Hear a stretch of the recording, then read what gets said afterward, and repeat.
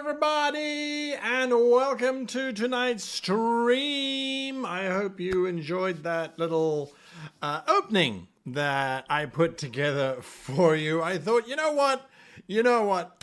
We are playing Star Trek, so why not indulge a little? Darren Curtis wrote that music for me a long time ago as a Star Trek opener, and I've used it once or twice, but I thought, well, let's just use it one more time. I thought that was quite fun.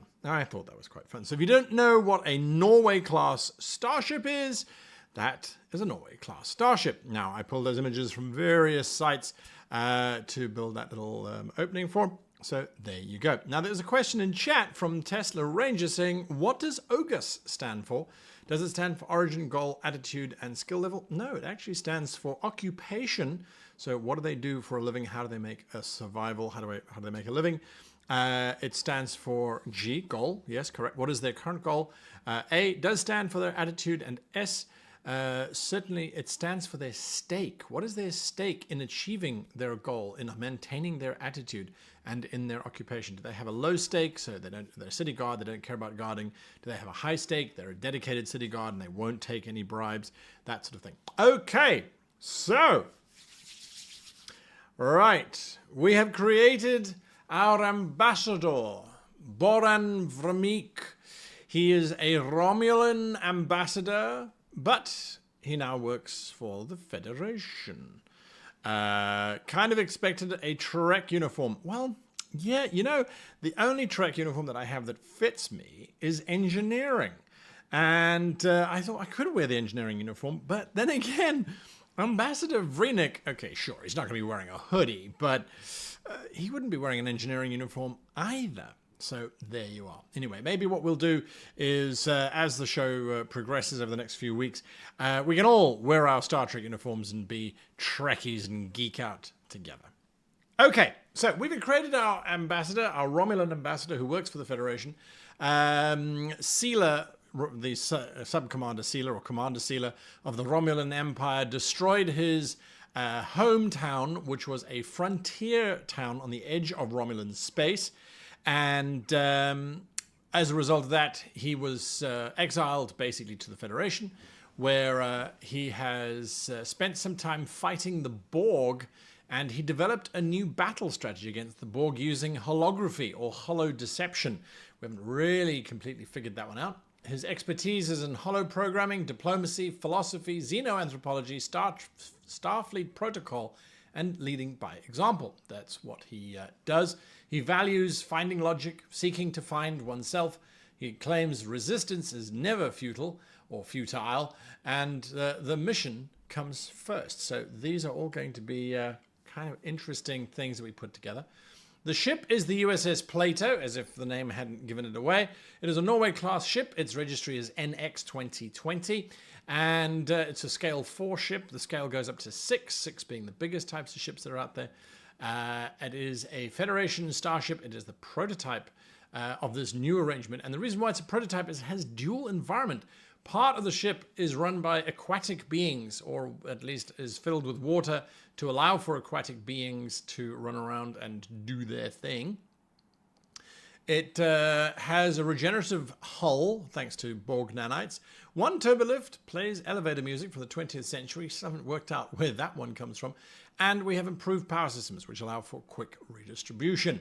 And there you can see the stats of our ship. We've got pretty good sensors. Our hull is not too bad. Our engines are not too bad. Total maximum value is out of 12 for the blue, and that goes for us as well. And maximum value of 6 out of the department. So we're very good at sensors, and we're pretty good at medicine and engineering, and that's about it. Okay, so there we are. That's what we've got so far. Now, tonight, I'm hoping to get through a little bit more than we normally get through, or perhaps just to continue to have some fun whilst hanging out with you. We have got to create our mission. And so that's why when I was putting together the opening animation, I thought, well, what do you guys play in this whole thing? What do you represent?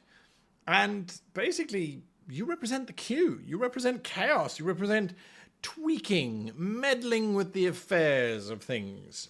Now, how do we do this? Well, I've been reading this rule book. Remember, it is a sizable rule book. It comes from Modifius, and you can order it online from their website. You can order it from Amazon, all that kind of stuff. And so there is a section here which I have opened for you. I don't suspect you'll be able to actually read it on stream, so I won't probably have this next time. But step 1, we have created our character and our ship. Step 2 is where we get to select our mission type. Okay. And I see Arak von Roxalot has already said, we represent option 13. Yes, option 13. Right. So, select our mission type. 256 is the page that we have to go to. And so what we normally do, 256. Now, I'm going to throw up a poll because I can. And the poll is, do you want to just choose one number and we stick with that number throughout the entire evening? Or do you want to actually vote on the number that we're going to choose? So if you say yes, we should vote on the number. If you say yes, we should stick to the same number, then say yes. If you say no, then that means that every time I need to roll randomly between 1 and 20, you are going to throw up some numbers and we're going to see which number comes up the most. So vote for it now. Yes, we use the number 13. No, we randomly choose every time we need to. Bearing in mind, if we have to use the same table twice, I will vary it up 1 or down 1. So 12 or 14. Or if we've used the table again, I will go to 11 or 15. So there you are. Now, lots and lots and lots of choice for you. We'll let the poll run. We've got currently 40 people watching. So we've definitely got a consensus, I would say. And the consensus, well, I like the consensus, I have to say. So of the viewers, 60% of you say, no, we should not just stick with 13. We should randomly come up with numbers. And why not, I say? Why not? I don't think Q ever stuck to a single plot of logic. So I would like you now in chat, if you are capable, able to, and if it is safe to do so, some of you might be listening whilst driving or commuting, that sort of thing. I would like you to please input into the text a random number between 1 and 20, including 1 and 20. Just throw out the number that piques your interest the most. And I would ask our wonderful moderator, Laura Bones, to please tell me which one she thinks appeared the most. I will do the same thing. And we'll get consensus from there, and that will be the number. My goodness, you folks are stabilized. You just love that number 13, don't you? Don't you just love number 13? I'm also seeing a couple 16s. I know Laura's busy counting out now like madness. So you vote to be able to choose to vote for the number, and then you all vote for the same number. Interesting. All right, let's see. So we've got some 13s going on there. We've got lots of 13s going on there. 16. Nah, it doesn't really feature. 17. 17 might be in the running. 1, 2. No, just 2, 3. So 17. So 3 17s. Yep, it's 13 again. What a surprise. Okay. So what the game suggests is that we write down these things first before we start committing them, because we're going to be building this adventure as we go along. Okay, so 13 it is. It just means that we cannot vote for 13 next time round. Yeah, didn't see that one coming, did you? Okay, so 13 says that our mission type is going to be political. Okay, mission type is political. Okay, I've got a handy little notebook here that I'm going to write these things down in, and then we're going to put it together. Okay, so political. And now I would ask for you to please input another number between 1 and 20, including 1 and 20, but excluding 13. 13 is not allowed. Okay, you are not allowed to vote for 13 whilst I look for the political chart, because there are just tons and tons of charts here. Political. All right. Here's the write-up for political, by the way. Starfleet's mission has always been one of peace. We seek the peaceful resolution of hostilities first and foremost. Over the course of your travels, you will no doubt encounter conflicts that do not even involve Starfleet or the Federation. You may even somehow become embroiled in these conflicts. But you and your crew are uniquely positioned to put an end to hostilities, separate the combatants, and lend assistance.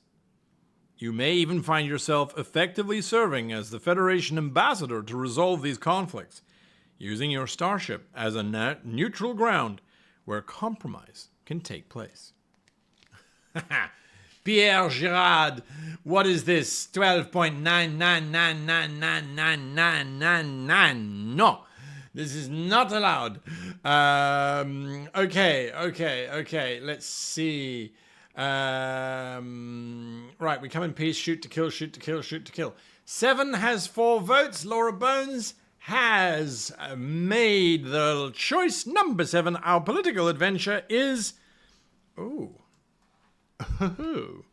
this is interesting. We have to extradite a prisoner. Wow. We have to extradite a prisoner. Good heavens. Okay. We have to extradite a prisoner. We have to pull a prisoner out of somewhere. We have to bring them home. We have to go fetch them from somewhere. So, yeah. Is it a prison break? Sure. It could be a prison break, but we are extraditing a prisoner, so we are legally taking them out. We're legally bringing them out of the situation that they find themselves in. And the prisoner is a free-thinking Borg. Well, Borg is in our past. That doesn't necessarily mean that Borg are going to be there. Okay, so we have now done that. We have got our mission type. Okay, and now we need to generate an incident theme. Okay, so that is incident theme. Right. So you guys are going to be adding in lots of numbers. Okay. Please, would you kindly choose for me a number between 1 and 20, including 1 and 20, but excluding 7 and 13. Excluding 7 and 13. Okay. So normally you'd be rolling a d20 for this, but it's up to you. It is up to you. Okay. I'm seeing 17 a lot. I'm definitely seeing a lot of 17s coming through. And what I'm not telling you is that, Laura, you're going to look at both numbers. I think it's 17 and 19. I could be wrong. Or 11, maybe. 17, 19, or 11. Let's just see which ones it is. 17, 19, or 11. We're going to use 2 numbers out of this group that you are putting together because we need to create a joint title here. Right, I'm going to say it's 17 and my gut's saying 11. All right, so 17 and 11. I know Laura is busy calculating as fast as she can. Or perhaps, Laura's just gone, nah. Heck no one says 17 and 9. Yeah, 9 featured a little bit. 9 featured a little bit. Let's see. Yeah, 9's there. Did it push out? Okay. All right. In the meantime, I'm going to... Laura Bones says 17. Absolutely says 17. And I'm going to go on faith here that heck no one has done the maths and say 17 and 9. So 17 is transform... And 9,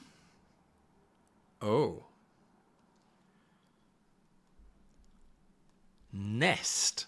Transform nest. Interesting. Interesting. So, inciting incidents are unexpected events that set your captain on their journey that will occupy them throughout the adventure. Typically, this incident will upset the balance of the captain's world and threaten the accomplishment of their main mission directives. This is called the incident theme. Okay, great. Cool. So, right, we have our incident theme. Transform nest.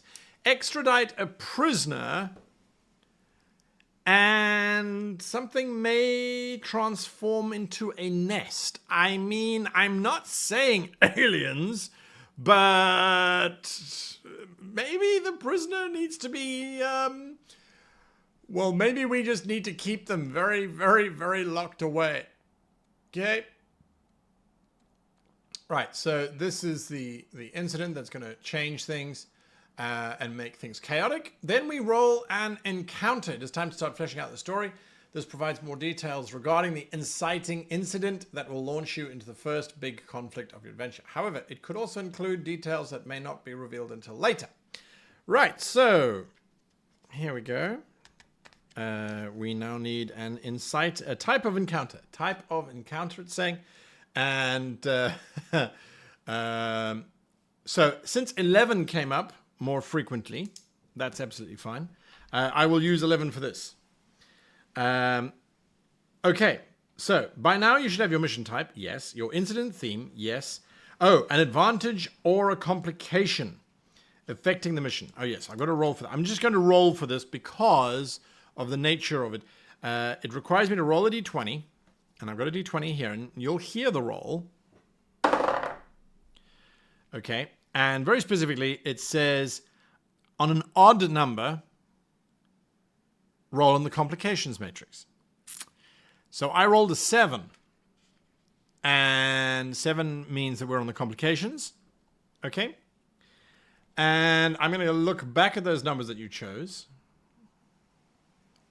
And I think 19 came up quite a lot as well. So I'm going to go with 19 for this next one. Right? And I'm writing down all these numbers so we know when we've gone through the full circle. An item... Oh my goodness. All right, so it's called more valuable than useful. Interesting. Okay. An item is uncovered during the mission that is so valuable that multiple governments and private agencies send their agents to retrieve it, despite it not having any immediate usefulness.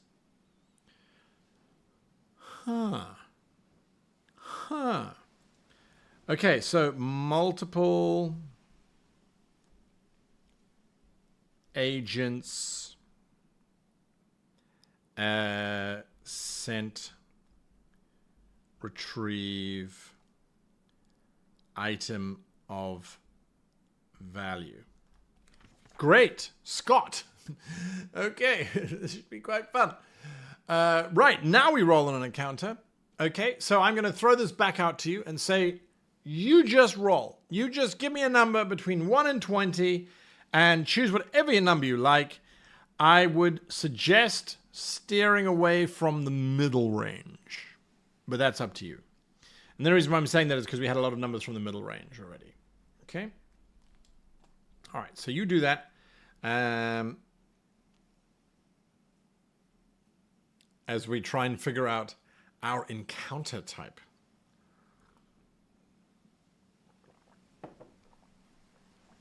This will help us work out what's going on. So basically the whole idea is just tonight we are generating this adventure using these tables.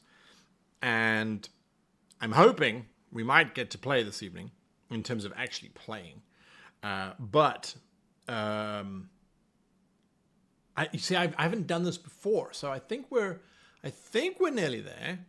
We've got step 5 to go, and then step 6 is starting to play. So yeah, we're nearly there. Nearly there. Okay, let's have a look at these numbers. There's the first 20. Ben Canal throwing out the first 20, which we haven't seen in a while. Okay, I've got lots of ones. 1, 2, 3, 4, 5.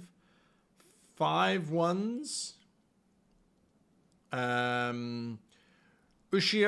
Koroni, we've been generating the mission as the rulebook has prescribed. We've got our mission type, we've got our complications, and we've just now decided by 6 twos, 5 2, 6 ones, 5 twos. Okay, so we're going to go with 1 for this one. So I don't know how we're putting this together, right? So the type of encounter is an abandoned place, and it is an... See, this is where it's getting confusing. I'm like, we have so many missions, things going on. Now you can use Encounters Probability Matrix to really make your mission one of a kind. First roll in the type of encounter. Okay, you can do this multiple times to make a rich tapestry of details for each mission. Okay, right. Well, here we go. So we are in an abandoned place.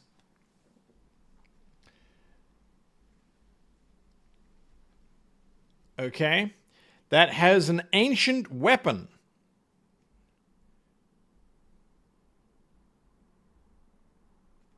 That is unleashed after centuries. Oh boy. Okay, we need to... Yes, so this is an interesting thing now.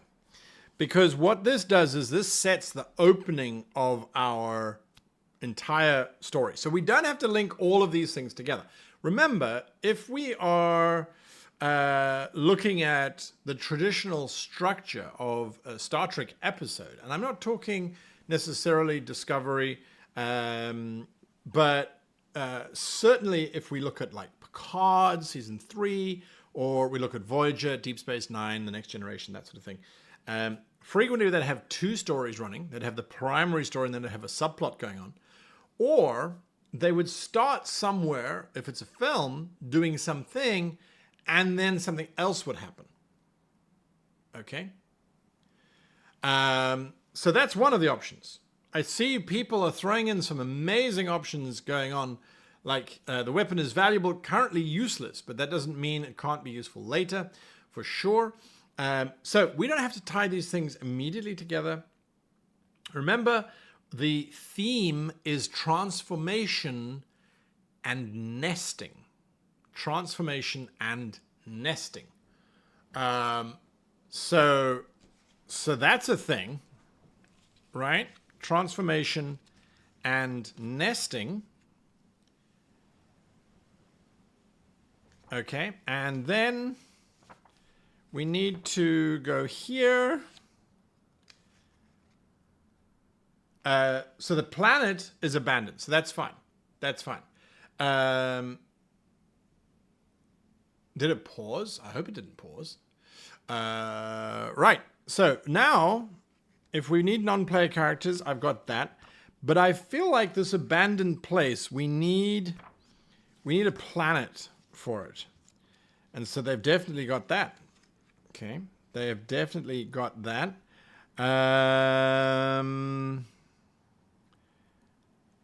We've got a starship generator here. Okay, so we don't need to know about the star. We need to know about the planet. Okay, so inner worlds, primary worlds. Okay, right. Great stuff here.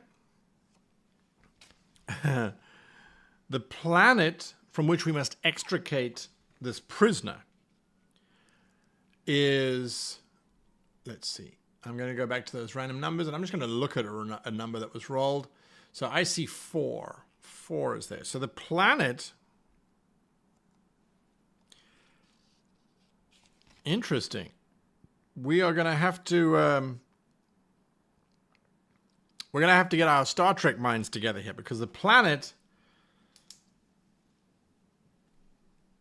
that this prisoner is being held on is a Class E. Okay, planet is a Class E. The abandoned weapon is a 6. The abandoned weapon Oh, interesting. Is a class M. Now I know what class M stands for. Okay. The class M is a habitable Mutara class, right? Yeah, I think it's not Mutara, Mutara Nebula. Class M, I remember what M stood for a long time ago, I don't anymore. Class E is a marginal or geoplastic planet. So it has high temperatures. There's Ben Canal coming to our rescue. Thank you. And Darwin Meskinen, good luck Star Trekking. Remember the Force is always with you, or something. Yeah, sure, absolutely. We'll just get into our Dalek here and fly off to the future. Right, so high temperature molten surface. So yes, there we go. There we go. Not a very nice place. Right? Not a very nice place. Menshara class. Menshara class, says Alan Robinson. Look at all of you wonderful Trekkies in chat. Gosh, it's fun to play this game with you folks. Okay, yes, Menshara from Star Trek Enterprise is, I think, where we learned that name. That's great. I think we need to make this a little bit more interesting because the abandoned place is on a Class M planet. That's dull. Class M planets, I mean, there's some interesting things that we could do there. I'm going to ask you to throw out some random numbers again. Give me some more random numbers. I know I'm asking for lots of random numbers, but that's what you voted for. So give me some random numbers.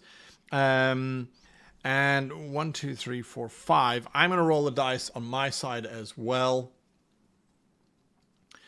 And, okay, so we're looking in option A, which is great.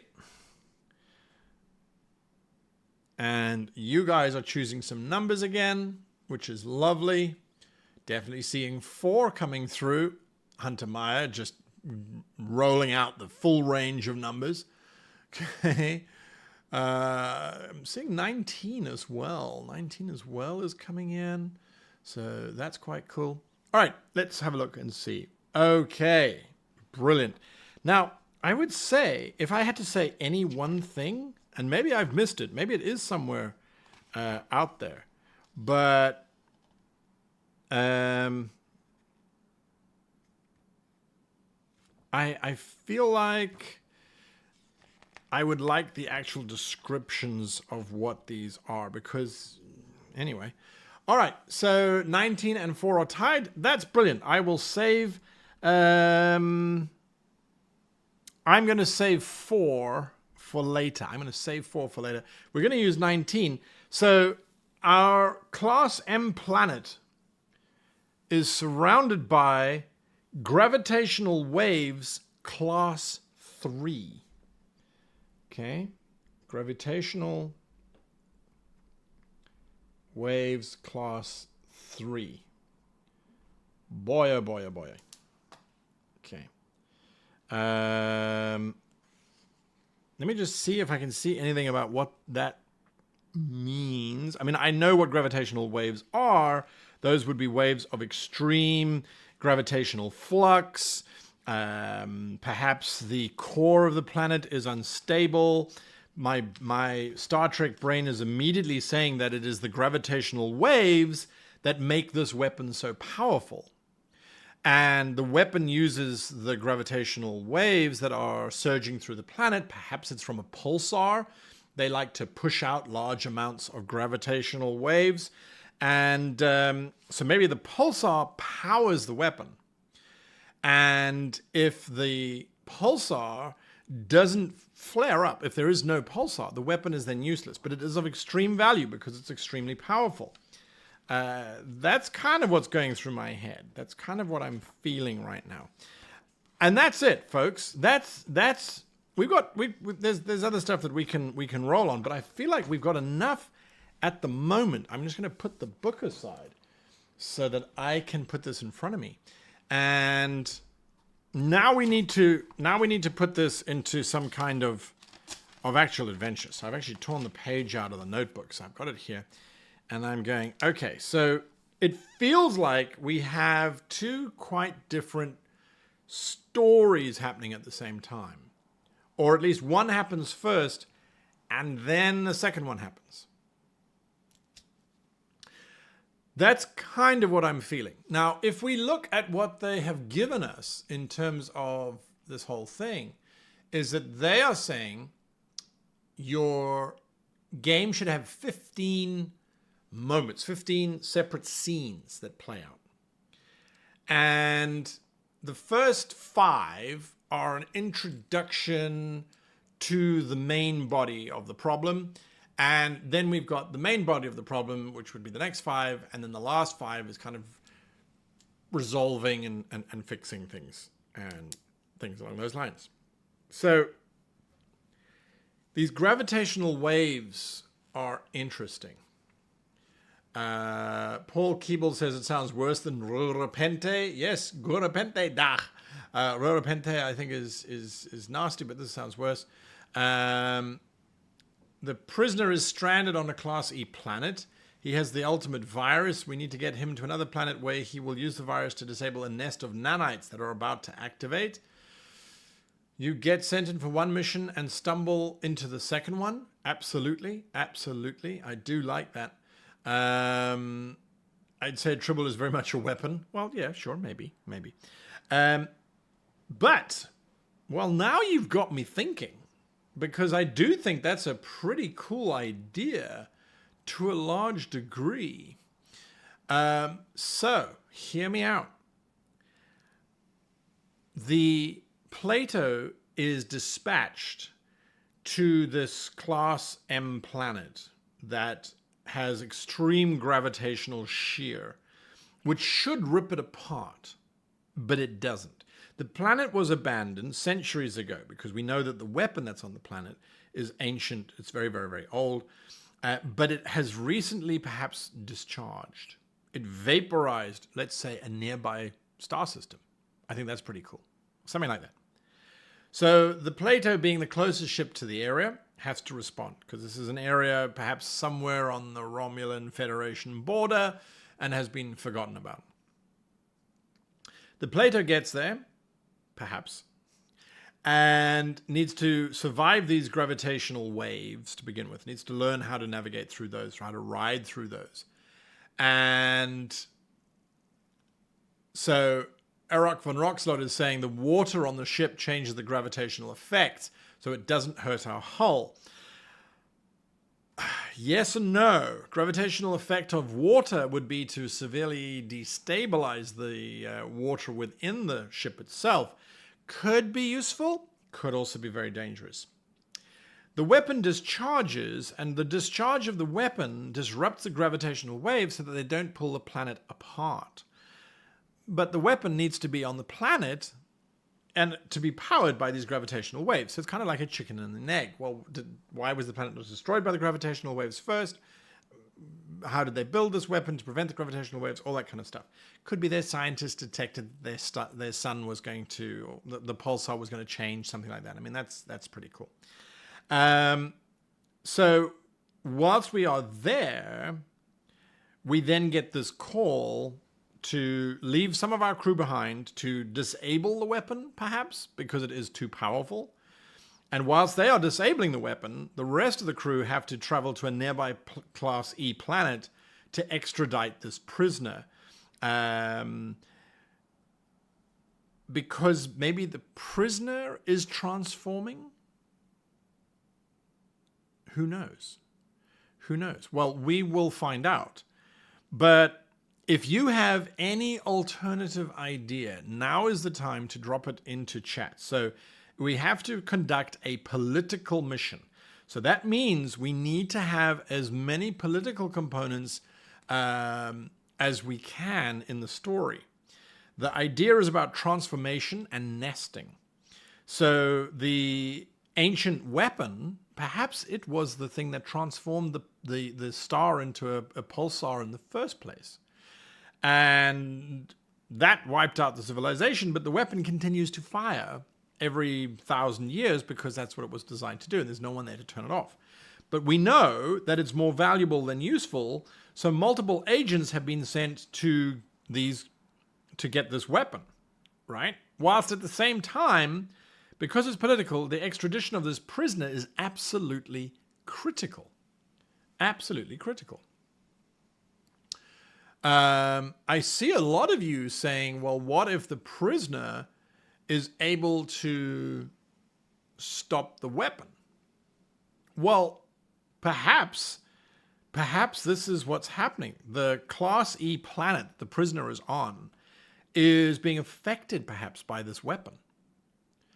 And so we have to get the prisoner, get back to the Class M planet with the prisoner, whilst at the same time protecting the weapon from all these agents coming in. That to me sounds like a pretty solid storyline, I think. I think that's a pretty good idea. So let's throw it into chat. Let's throw the choice up to you. If you don't like the idea, say no, and we'll try and come up with something else. If you do like the idea, say yes. So the idea is this weapon has been fired recently, and it has caused major disruption throughout the sector. Gravitational waves off the charts. The Plato has been sent to assist another starship or to investigate this gravitational weapon, and whilst en route discovers that there is a planet, a Class E planet with a civilization. They happen to have someone who is claiming that he must be taken back to turn the weapon off because he's a descendant of this ancient species that built it. When we arrive at the weapon, we discover that there are other agents who are there already. The Romulans, the Cardassians, the Klingons. Who knows? So then we have to go get this prisoner, bring him to the weapon, keep the weapon safe, and then disable the weapon and possibly then take control of the prisoner because clearly they're not allowed to remain on this E-class planet. And there's transformation going on with the prisoner. There's transformation going on with the weapon. Perhaps we learn something about this weapon. We don't have to decide immediately. We don't have to decide immediately. We can explore this. We've got 15 different steps that we can explore. So this is, I think, a pretty good idea. If you think the answer is yes, vote yes. If you think the answer is no, vote no. We need one more vote. There are 50 people watching, and we've got 24 votes. So let's see. I need some more votes there. 26 votes. Okay, I'll leave it for a little moment. I'm going to look at what's happening.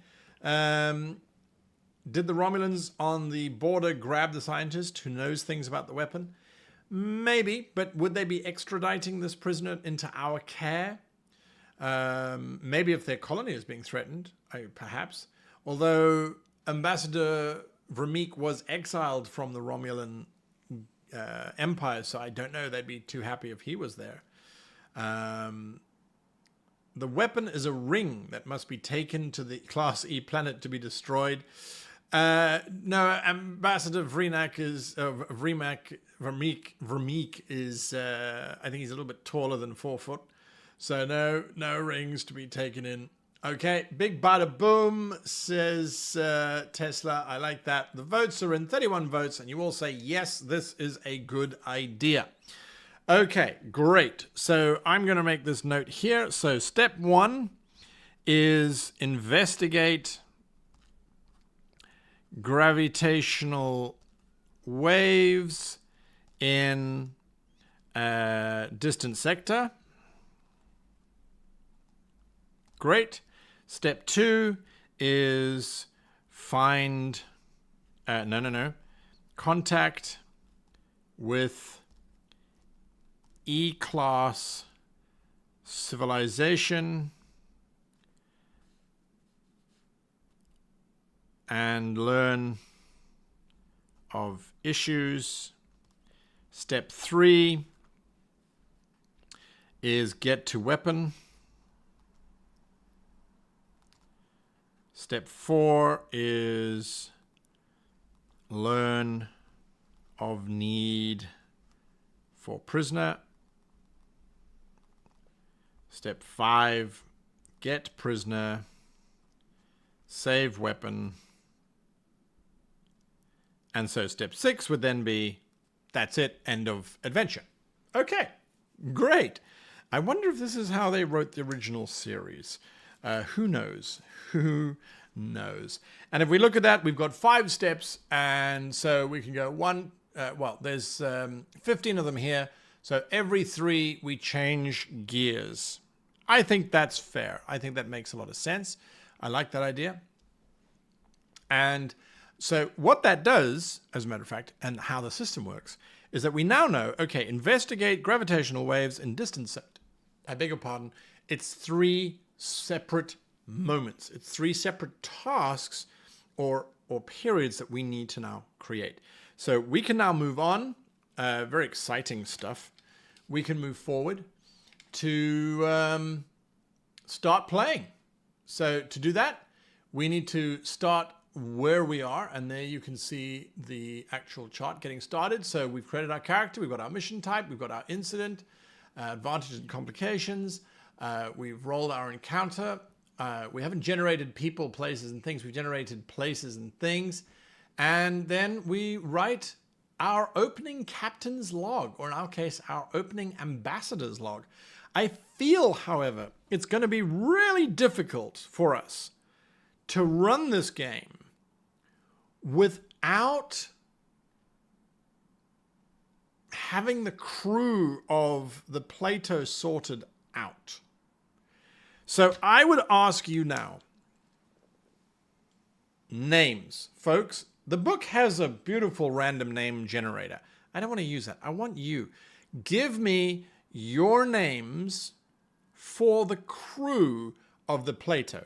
We need, and I'm going to just write it down, we need a captain, we need a first officer, we need a medical officer, we need a science officer, we need I'm going to double up tactical and security because this is not a warship. Okay, and we need an engineer who will also double up as operations. Okay. So Alan Robinson goes science officer 01011111111110001. Diva Nanruk. Please name one of the crew Bobo. My dad's dog just died and I'd really appreciate it. Bobo. Well, let's see what we can do there. And apologies for the loss of a dog. Dogs are such amazing and wonderful creatures. Okay. As a matter of fact, you know what? Why don't we do this? Let us say that Bobo is the name of, let's say, the captain's otter. Because remember, the ship's half water. So let's say that the ship's otter, the otter, is named Bobo. I don't see why we shouldn't do that. I think everyone will be happy with that. Ship's morale officer. Absolutely. The happy little otter that swims around and has fun doing stuff. Right, so we've got some names, and thank you for contributing those names. I am just going to randomly choose some of these names as I just don't look at the thing. I'm rolling them down. The first name I see is Diva Nanrok. So Diva Nanrok, I am going to say, is our first officer. Diva Nanrok. We'll figure out what species there are when we need them. Next one is Gat Netug. Gat Netug. Gat is going to be our engineer. Gat Netug. Okay, I can't choose any more N names because we've got Nanruk and Netug. So next up is Marad Nabil. I can't go with Narab Nabil. We've got Jonathan Bacchus. You know what? Let's go with Jonathan Bacchus, and I'm going to say that Jonathan Bacchus is the doctor. Jonathan Bacchus. Okay, I like that. And then I'm going to scroll down a little bit and say that there's another N, folks. Look at that. Interesting. So I'm going to go with Vera Eldrin. Vera Eldrin is our captain, or Aldrin.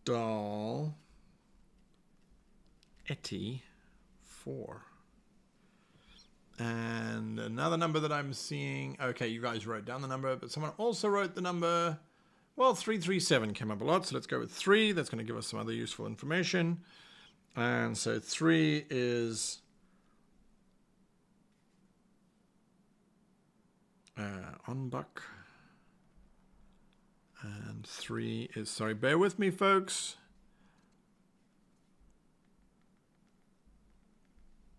Lovely. Look at that. I mean, it doesn't get more Star Trek than that, in my opinion. I'm going to keep the book nearby.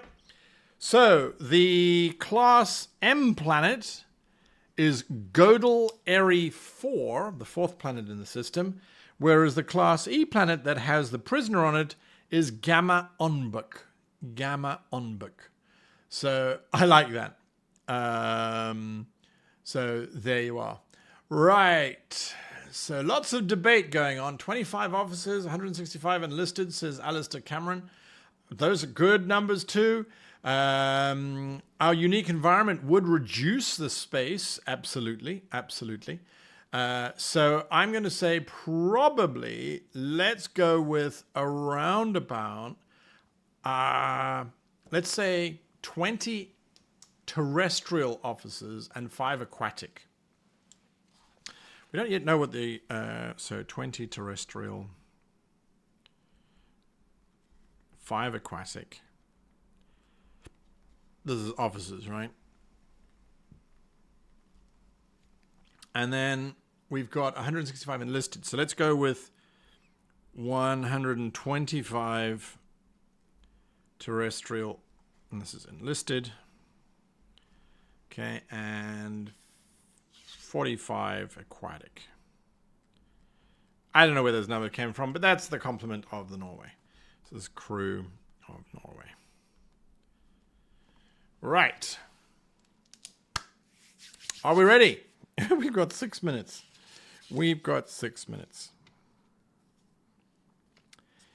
Here we go. And you're going to have to forgive me as we are still learning the system.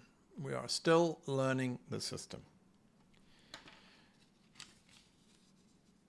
I need someone to generate a star date for me. I know there's a whole calculation, but somewhere on the internet there must be a star date generator. Give me a star date generator for the 19th of September, 2380. Okay? 19th of September, 2380. 2380. If anyone can do that, that's great. That would be awesome. And whilst you are trying to look up for that, I will try to keep my notes in check here. And we'll go from there. Is there a star date for the 19th of September, 2380? That would be nice if we could find one. And then that will give us our star date to jump on. Or we could just say some random numbers, Ushio Koroni. I agree with you.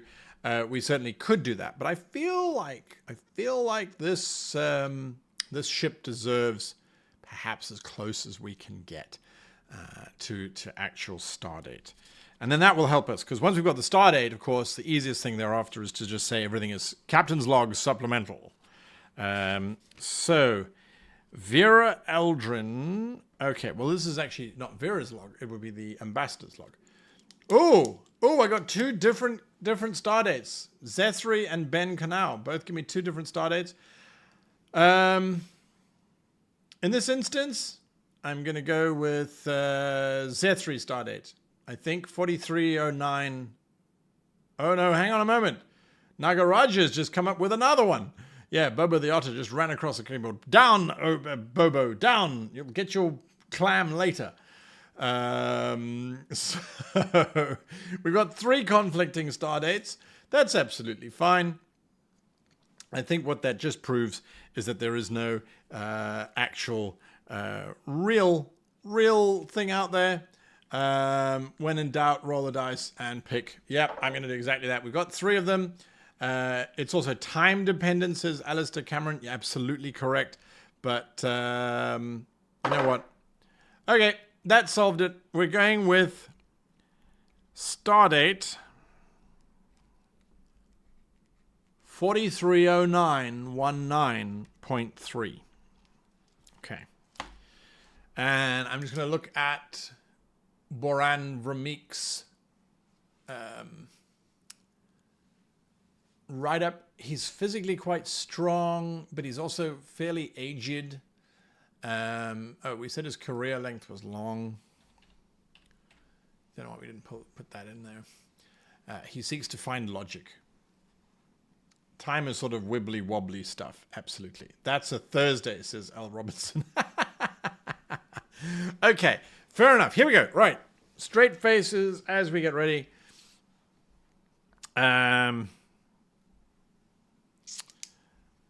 Is that what I said? Is that the name of the gravitational planet? Is Godel Eri 4? Yes. Okay. Ambassador's log 430919.3. I have been assigned to the USS Plato, a Norway-class starship under the command of Captain Aldrin, whom I find to be a most capable officer.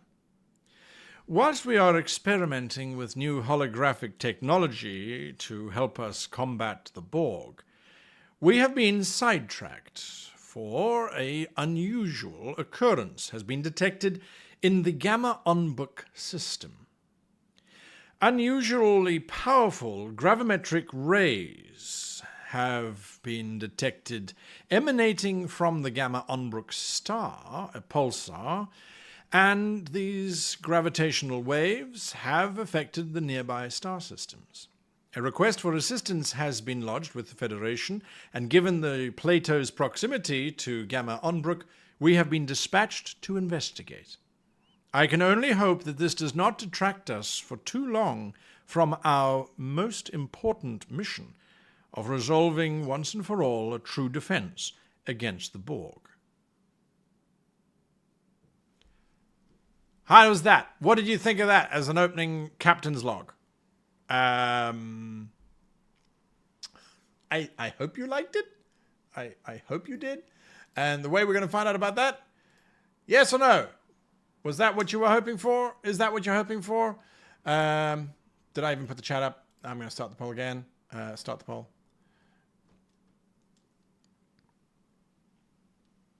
Right, there we go. Okay. I liked it. Fabulous. Clap, clap, clap, clap, clap. Uriosoka says, I got shivers. 10 out of 10, Kumastaman. Oh, thank you. You really like me. They really like me. No, I don't mean that at all. I'm just trying to have as much fun with as possible trying to put this all together. Okay, so that is our captain's log. We have done that. And let's see what happens. We've been pulled away from our experiments. And my favorite part was the otter. Damn, I did not expect the Borg. Well, remember, we said that Ambassador Vremik was all about a new battle strategy against the Borg using holo deceptions, things like that. And so there we are. Folks, I have to cut it short. Not short. We have to stop at 9 o'clock. Otherwise, these things are going to go too late and I get shouted at and all sorts of things happen. So the USS Plato has now been dispatched for this most important stardate, for this most important event. And I cannot wait for next week when I hope you will all join me once again for Star Trek, as we are now free to get underway. And we're going to start doing some rolling. We're going to start doing some cool and wonderful things. Please, if you are on the Discord, discord.gg/greatgm. And I will throw this in here, discord.gg/greatgm. If you are on Discord and you have some kind of device or website that we could log into to roll 20s, to randomly generate these numbers, that would be amazing. Because I feel like asking you to throw out random numbers all the time is going to be a little bit disruptive. Whereas if there's like a website that we can all log into or that we can just have running, and it's like hit that random number and a whole bunch of 20s roll, each of you, that would be amazing. If that doesn't exist, well, so be it, and we'll carry on as normal. But there you go. I've got all my notes. Hopefully I will be able to keep track. And if you haven't already hit that like button, please go ahead and hit that like button. And that helps us know that I should carry on doing these things, as well as, of course, to let the algorithm know. So we have our episode cliffhanger, which is the beginning of the episode. Typical, isn't it? It's the star date, the star log, the log has just been read out, and commercial plays out, taking you all the way back to 1990s television programming when we were sitting all watching our beloved Star Trek on television. So, yes, until next week, I wish you and yours the happiest of long life and gaming. So anyway, we'll see you guys in a little bit. I think we should end off with this just because I had so much fun making it.